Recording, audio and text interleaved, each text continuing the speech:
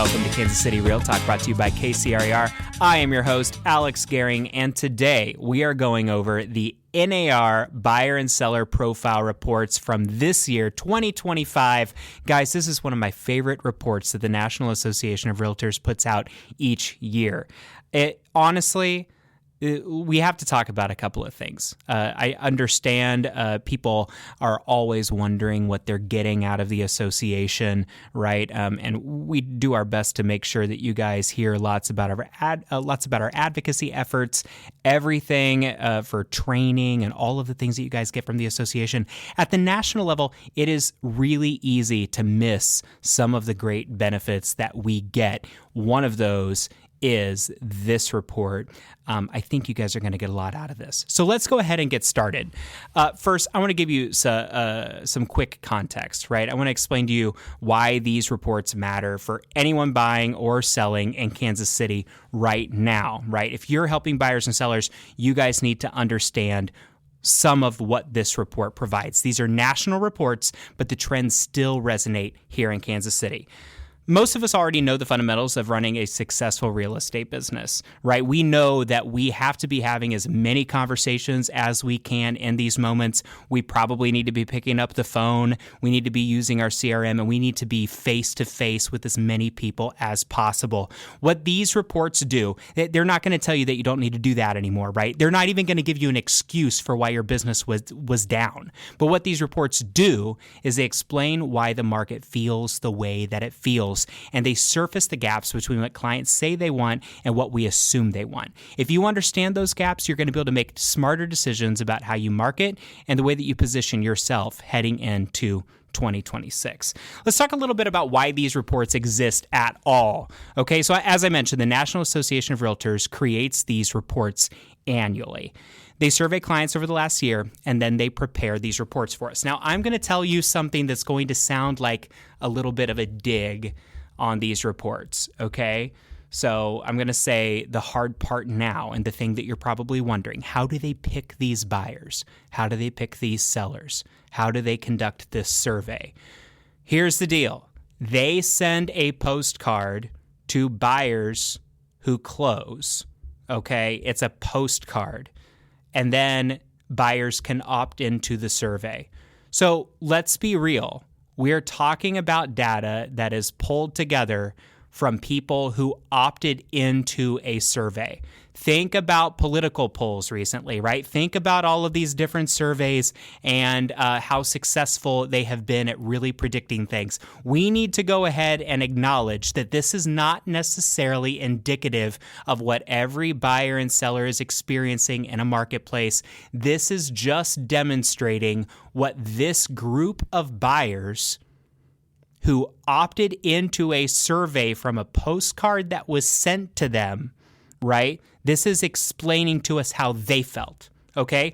All of the people that ignored that postcard, we don't know how they felt, and people that ignore postcards might feel differently than the people that opt into a survey through a postcard, right? We need to acknowledge that up front. I think that's really important. As far as the seller data is concerned, it's not going to include any sellers who purchase their property for investment purposes. The sellers that were surveyed were identified as sellers because they had purchased recently and indicated that they had to sell a property in order to move. So those are the caveats for this, right? No survey is perfect. There is not really a way to conduct a perfect survey in today's world. We have to acknowledge that because you guys are going to criticize the way that this data was put together no matter what.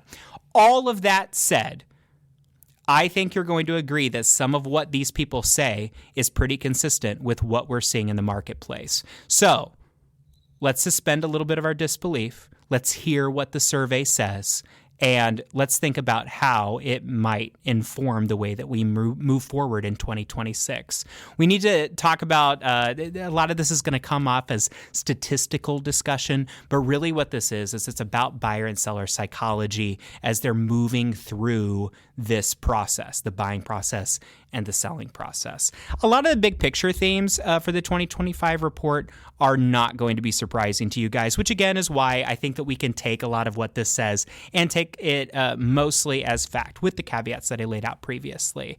The number one thing that buyers talked about was affordability pressure. It is still the dominant factor. It's all about affordability. People are struggling to participate in the housing market. You probably saw it, but one of the biggest headlines that came out of this report is that the median first-time home buyer that was surveyed was 40 years old, right? And that number is up from last year. It is the highest. It's the oldest first-time home buyer median that's ever been recorded by the survey. Last year, it was 38 years old, okay? So the median home buyer, first-time home buyer, was 40 years old. Now, to be clear, median means that 50% were older than 40 years old, and 50% were younger than 40 years old, right? That's always the difference between median and average. We need to make sure that we realize that. But when you think about the idea that 50% of first-time home buyers were older than 40 years old, that is a remarkable statistic, and that's why that has been the biggest headline to come out of this report, right? I think just about every news outlet picked up on that statistic, and it's the only thing that they talked about. My question on something like that is always, once we identify all of the other data that's inside of this report, do we as realtors feel like that was the number one thing to talk about? I'll let you guys be the judge of that. The next thing to talk about is inventory normalization. I know that in your business right now, you might be experiencing inventory sitting on the market longer. And what that's done is it's created an illusion that we're seeing some inventory normalization after being so low on inventory, but really, it's a result of inventory staying on the market longer. True inventory normalization would be improving affordability or at least stabilizing pricing. And I don't know about you, but it sure seems like the majority of the Kansas City marketplace is still experiencing some level of appreciation. Now, it's not going to be the 14% or some of these crazy figures of appreciation that we've seen in years past, right?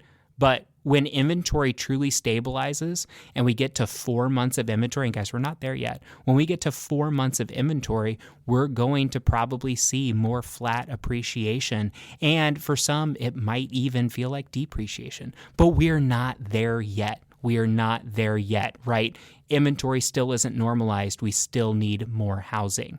Another thing that the report really highlights is that clients have higher expectations, especially digitally. We're going to talk about that. I think there's a really surprising statistic that you guys will find interesting. Also, obviously, AI is still something that we are talking about, and we're still waiting to see exactly how that's going to impact real estate.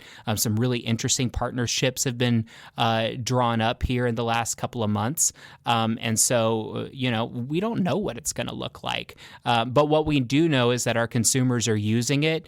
And if you aren't optimizing your online presence for artificial intelligence and making sure that these AI services can identify what it is you do and what your strong points are and have some idea who you are, you need to know that your competitors are, and you might lose market share as a result.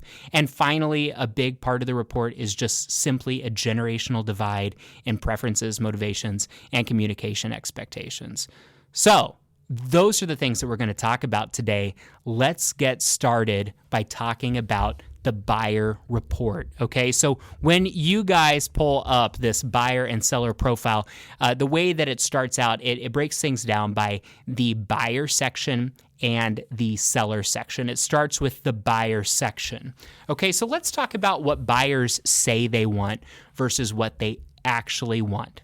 One of the things that I think is so surprising is that the number one thing that a buyer expects from their agent is that the agent will help them find the right home. Now, I know that to you guys that seems really obvious, but you probably also know that more often than not, a buyer is finding that home through an online service. Maybe it's an online service that you set them up with. Maybe it's an online service that you also watch. Maybe you've set them up on an MLS search, right? And they're receiving those things. But one of the things that we need to understand is that that's really what the buyer is expecting, is that we help them find the right house, okay? But only 27% of buyers feel that their agent is helpful in that task. So what that means, or the way that I interpret it anyway, is that 73% of buyers do not feel that their agent is engaged in it. They might set them up on an MLS search. They might set them up on a brokerage level search. But the reality is that the buyer doesn't necessarily feel like their agent is paying attention to it. Be honest with yourself for a second. Maybe you're setting up a search for a buyer and you're just letting the buyer look at those automatic emails every day. You might not be looking at them yourself. Sometimes your buyer might reach out to you about a home that went to them automatically through the MLS, and you have no idea which home they're talking about. I would I would tell you that I don't think that's okay anymore. I think that we need to be paying attention to the results that our buyers are receiving. One of the things that I've been encouraging my agents to do after a couple of my agents have found success with this and came to me about it, they've been looking at reverse prospecting, understanding that actually a lot of agents have no idea that their buyer hearted a property on the MLS. They're not watching those things at all. You almost have to be watching it as a listing agent right now. That's something that needs to change. The buyer's agent should be watching their buyer's activity on those MLS searches. I think that that is critical. We have to understand that while these listings are the same everywhere, right? They can see the same listings on every website. I think the agents might be leaning too heavily on automated tools. We need to show buyers that we are engaged in the thing that they believe will be the number one thing that we help them with. They still say that finding the right home is the hardest part of the process, but it's the thing that they think we're going to help them the most with. And again, only 27% of them feel that their agent was helpful with it. I hope that that's something that you can improve upon in your business. Obviously, we need to improve that gap. I think it might be the number one opportunity for agents in 2025. Let's talk a little bit about buyer behavior shifts, because this is kind of interesting as well.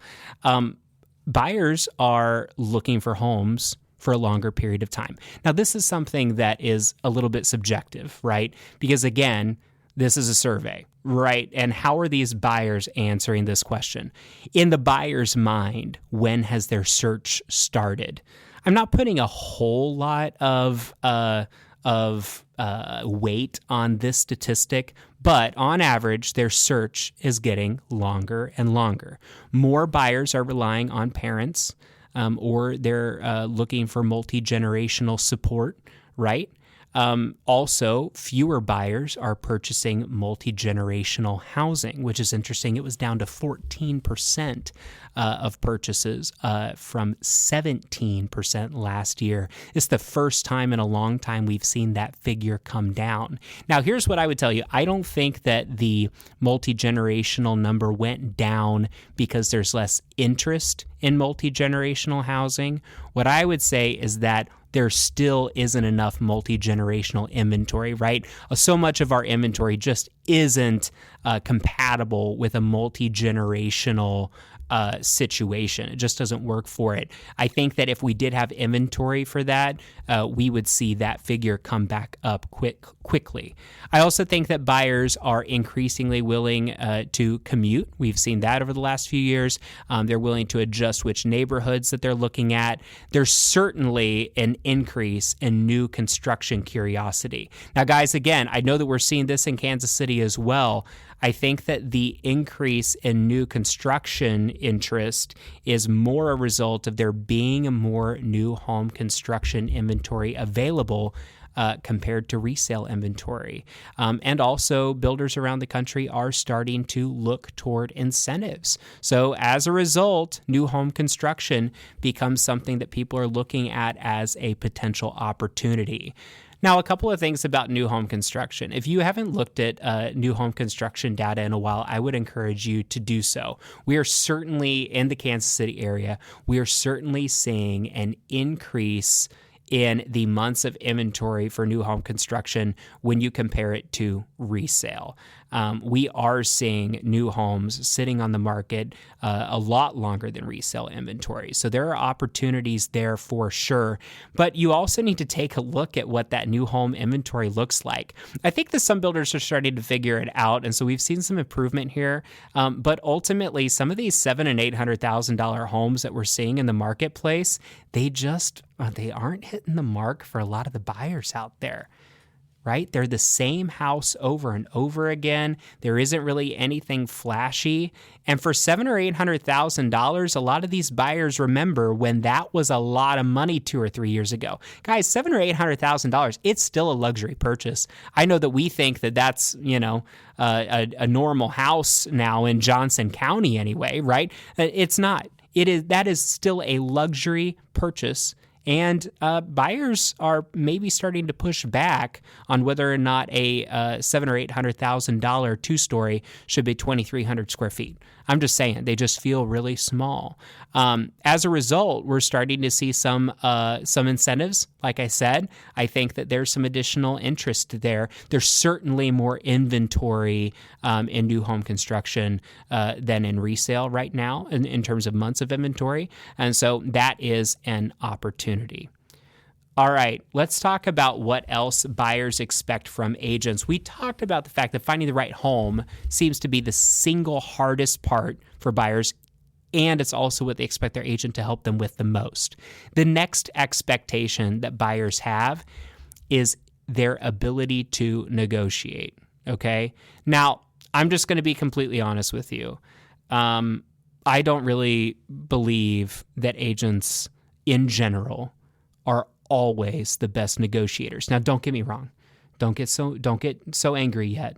Hold on. Hear what I'm about to say. I think some agents are amazing negotiators. Okay. I also think that agents often are people pleasers. They're salespeople. They want people to feel good. They want people to like them. The relationship is so important. And especially in the Midwest, confrontation is something that does not feel good sometimes, right? One of the biggest complaints that I hear from agents that are out in the field is they feel like other agents are mean to them sometimes. They're asking them for things that they don't think is appropriate, or God forbid, they're using all 10 days of their inspection period or all 5 days of their renegotiation period. And the real answer is, yeah, of course they are, because that's what was allowed for in the contract. We feel like really simple things sometimes are instances of confrontation. And that's what leads me to believe that when it's time to confront people with a potential firm negotiation, we might shy away from that, or maybe even encourage our clients not to do that, even when it might be in their best interest to do so. Now, again, I'm not saying that this happens all the time. I am just telling you that I do think that there is some truth to what buyers tell us, which is that they feel like negotiation is one of our least positive attributes. They do not think that we are great negotiators. But it is, again, the second top thing that they think we should be helping them with. Guys, that doesn't look really good, right? The number one thing that they think we should help them with is finding the right house. They don't really think we're helpful with that.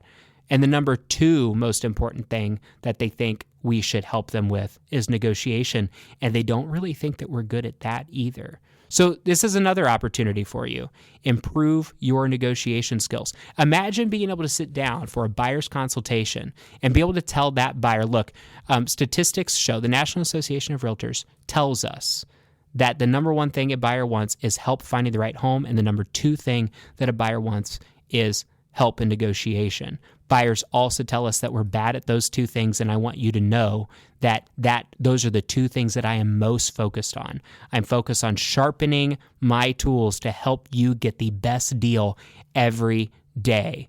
Now, I can hear some of you in your car while you're listening to this saying, well, I can't help it that there's very limited inventory and some of these people had to give away the farm in order to buy the house that they wanted. I hear you saying that, and I understand.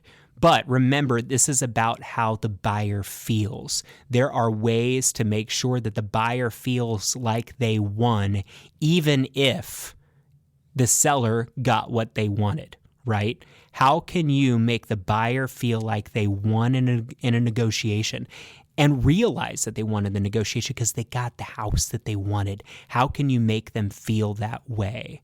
When I hear a statistic saying that more than 30% of buyers don't think that we're great negotiators, what I'm hearing is that the buyer just didn't understand how good of a job their agent did. We just have to find a better way to communicate it, and I think that is an easy opportunity to capitalize on. The other thing that buyers obviously expect is a certain amount of digital competence, right? But some of that is more about search tools and communication. A lot of them still like talking on the phone, okay? A lot of them still like text messages. They don't necessarily care too much about how engaged you are on social media. I thought that was interesting, right? Less than 20% of people were that excited about their agent being heavily engaged on social media.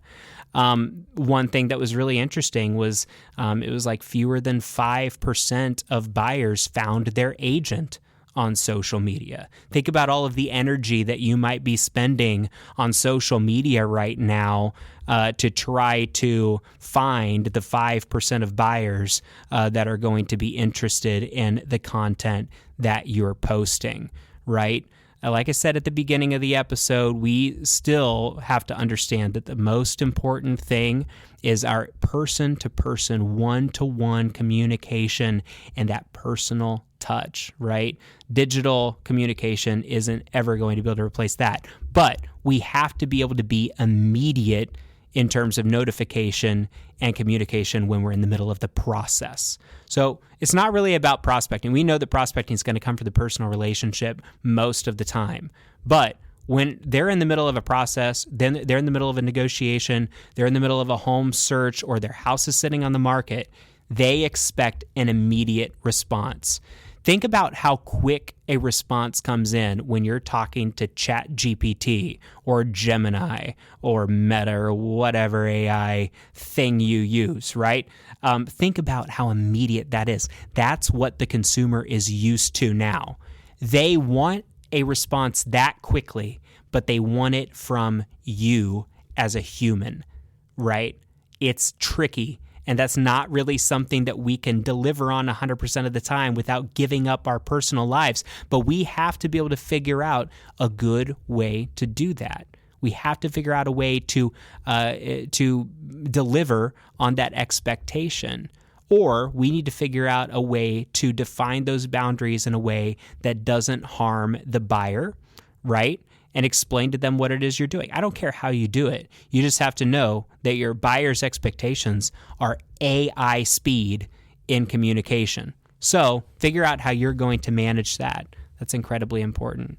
Finally, with buyers, let's talk about buyer satisfaction and regret. Okay? We know that a lot of buyers are still going to feel overwhelmed even when that transaction goes well. We know that they are going to look at the one thing that could have gone better and they're going to perseverate on it. And ultimately, we know that buyers are going to maybe assume that the process should have felt more seamless than reality is going to provide for. All of these pieces can be combated by you telling your story better, right?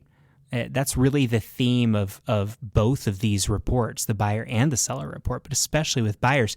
It's all about making sure that buyers understand that they should feel good about the process that they went through, that they were successful. So much of that is going to be about how you deliver the message.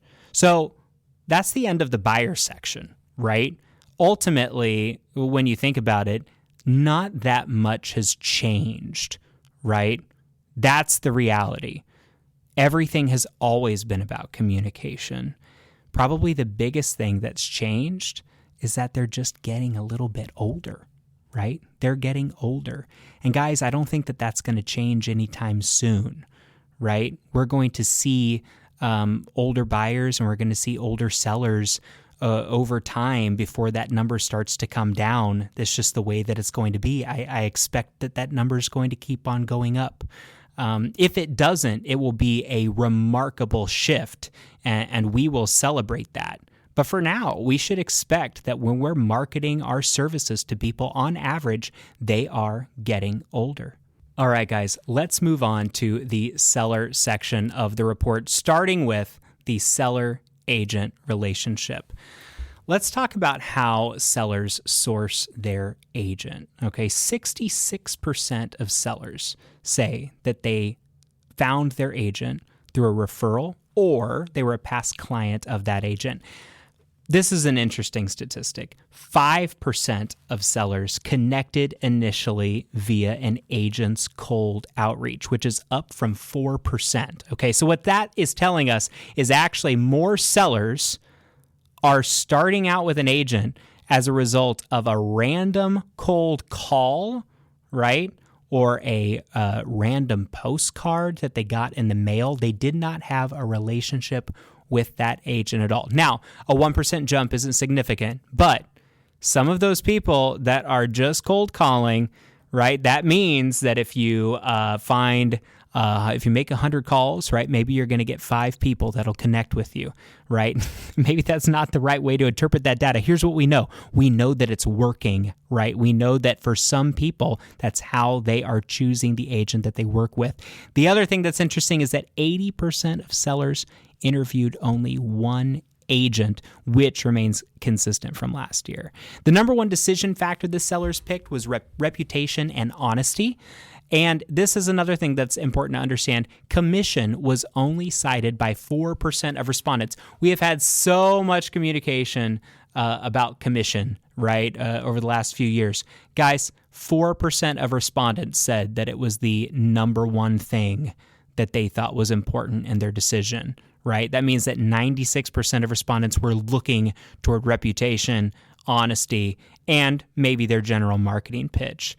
Now, this is an interesting one, too. 10% of sellers were dissatisfied with the process, and 13% weren't sure, or they said they definitely wouldn't recommend their agent, which means that 1 in 8 sellers aren't going to be giving a referral based on last year, right? 65% of sellers already recommended their agent at least once since closing, right? Now, what does that recommendation look like? They might be including the number of testimonials that they provided, right? If they left a testimonial, they might be considering that a recommendation, but still, 65% of sellers already recommended their agent at least once, which I think is a pretty good number.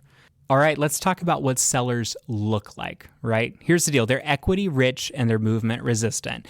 The median age for a seller is also up, just like with buyers.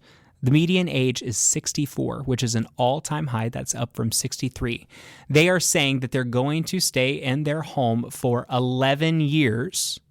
Sorry, they didn't say they're going to stay in their home for 11 years. They lived in their home for 11 years. That is an all-time high.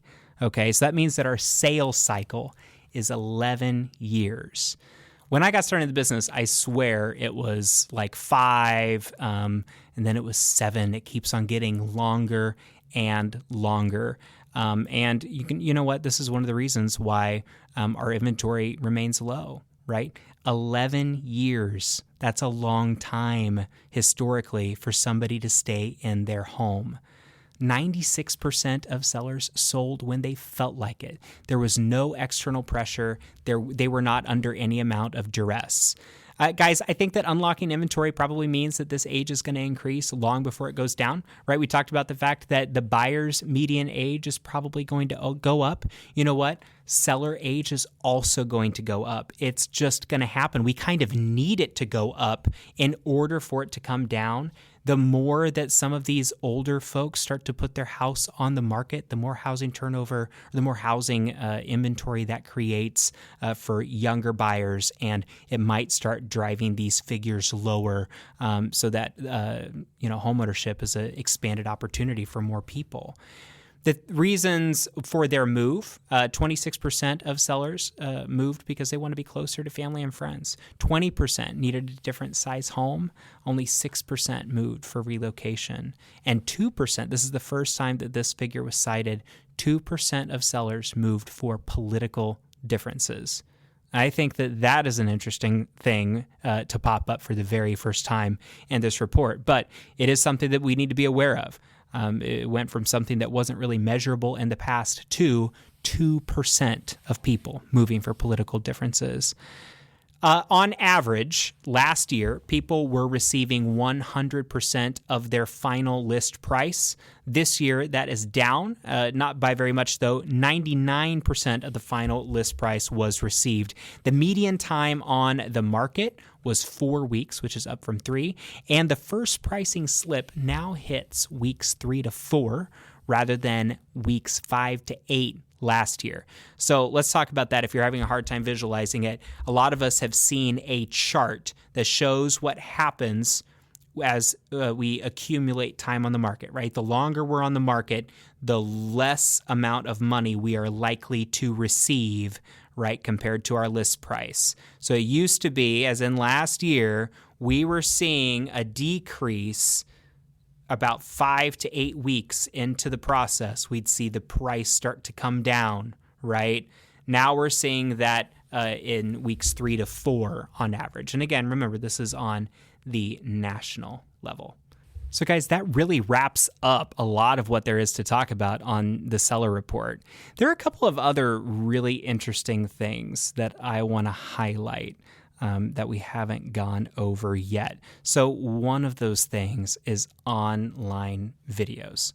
Let's talk about the most useful things that buyers found in their process. They thought that you guys were useful, right? They thought realtors were useful, which is important. We like that, right? They like search apps and they like sites, right? Think Zillow, TrulyARealtor.com, all of those, right? But they're increasingly liking video sites, okay? So we're talking about YouTube here. We're not really talking about social media. Not that YouTube's not social media, right? But we're talking about YouTube. Online videos were used by 52% of buyers, okay? This is up from 37% in 2024. This is the largest one-year jump ever recorded by the National Association of REALTORS for an information source. And we have to keep in mind that this report existed when Zillow and other syndication sites became popular. So think about that. We had Zillow and all of this stuff coming to fruition while these reports were being created, and none of that jumped as much as YouTube basically did this year. 37% of people used online videos in their home buying search last year. Now it's 52%. Guys, videos are increasing in popularity in a big way. The other thing that's interesting is that 95% of buyers who used videos found them to be useful, which is up from 41% in 2024. So not only are they using them more, they're finding them to be more useful. You have to wonder why. I have a theory, okay? And again, this is a theory. It's not supported by the report or data, but you have to wonder why buyers are increasingly looking towards these sources. The other thing that's interesting, if you look at the report, is that this isn't even first-time home buyers that are focused on these reports. Actually, a larger percentage of repeat buyers who were over 60 on average, by the way, are looking at videos. So we're not just talking about young people looking at videos, guys. This is a large chunk of buyers of all ages that are looking at videos. I have to believe that it's because the level of commitment is so low. Let's think about that. The level of commitment is so low. I can watch a video and not be worried that somebody is going to call me as a result of watching that video. I can look on Zillow, and unless I click the wrong button, I don't have to worry, right, that somebody's going to call me. I don't have to feel obligated to work with any particular person just because I watched a video. They see the video as a free information source for them with no strings attached. Guys, we have to have buyer's agency agreements signed. Now, arguably, we always should have had buyer's agency agreements signed, but we all know that a lot of buyers kind of preferred not to do that previously. Well, now we're telling them, look, you have to sign a buyer's agency agreement in order to look at a house. And as a result, my theory is that more of them are seeking digital tours and videos of homes so that they get a better idea of the home without having to sign a buyer's agency agreement. Okay? I am wondering if that's not the case. Now, again, that's not what the report says. I'm just anticipating that video is going to continue to be a very important source for buyers. Now, we have to talk about what video looks like. Some of you guys are extremely creative, and I know that we've got some people in Kansas City that have been extremely creative before. I'm not going to name any names, but, there was like a Sasquatch situation at some point. If you know, you know. That's great. But also, like around the country, we've got some of these people that are doing things that are almost profane. Some of them just are kind of straight up profane, right? And they are getting a ton of eyeballs, right? So many views. They are, in some cases, kind of funny. I'll admit it. The question becomes, is that really what's attracting buyers? Now, in some case, maybe so. Is it attracting sellers? Maybe. Probably not. I cannot imagine that most sellers want to be represented by somebody that is being profane on camera. Now, look, some of you are going to think that I'm just old or something, but I truly don't believe that most sellers want that. Remember, sellers on average are old, and so are buyers, right? Being offensive on camera is going to appeal to a certain subset of buyers and sellers, and it might not be the people that you're trying to attract. So you have to consider what kind of video you're putting out there. High quality video content about the listings that you're putting on the market, that is probably what buyers are looking for because they want a low level of commitment and they want to know what the house looks like. That's my theory. I don't know for sure that it's true, but let me know what you guys think. I think that that's part of what is driving video activity. All right, and the last thing that I want to talk about is what I think is kind of a disturbing trend, right? We've talked about the fact that housing affordability has been difficult, right? But there are some really interesting things in the financing section of this report. 17% of first-time homebuyers made minimum payments on consumer debt in order to save up for their down payment. So let's talk about what this means. Somebody told these first-time homebuyers that the best way for them to save up for their house was to make minimum payments on credit card debt in order to save up that nest egg. Think about that.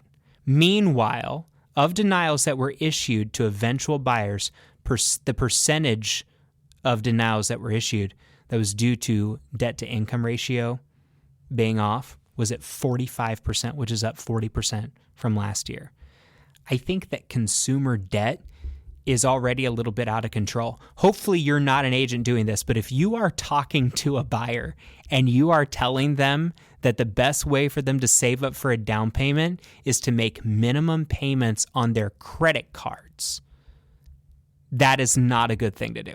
I think that should be obvious to anybody listening to this, but understand that 17% of first-time homebuyers said that that's the way that they saved up for their down payment. Guys, I think that this is a good place to end. I do, because I think that it really does paint the picture of where a lot of buyers are in the housing market right now. Housing is something that has so long been tied to the American dream. It's still tied to the American dream.